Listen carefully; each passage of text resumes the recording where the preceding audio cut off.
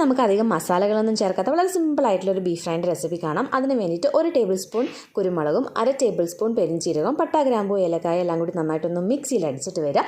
അതിലോട്ട് 1.5 teaspoon Kashmiri ചില്ലിയും 1 teaspoon മല്ലിപ്പൊടിയും, ഇഞ്ചി, വെളുത്തുള്ളി, കുറച്ച് വിനീഗറും വെള്ളം ഒഴിച്ചിട്ട് നന്നായിട്ടൊന്ന് അരച്ചെടുക്കാം. കുക്കറിലോട്ട് എണ്ണ ഒഴിച്ചിട്ട് മഞ്ഞൾപ്പൊടി നന്നായിട്ടൊന്ന് മൂപ്പിച്ചെടുക്കാം. നമ്മൾ അരച്ച് വെച്ചിട്ടുള്ള പേസ്റ്റ് ഇട്ടിട്ട് നല്ലപോലെ ഒന്ന് മൂപ്പിച്ചെടുക്കുക. കഴുകി വെച്ചിട്ടുള്ള ബീഫും ആവശ്യത്തിന് ഉപ്പും ചേർത്ത് നന്നായിട്ടൊന്ന് മിക്സ് ചെയ്യുക. വെള്ളം കിനിഞ്ഞ് വരുമ്പോൾ കുക്കർ അടച്ച് വിസിൽ വരാൻ വേണ്ടിയിട്ട് വെയിറ്റ് ചെയ്യുക.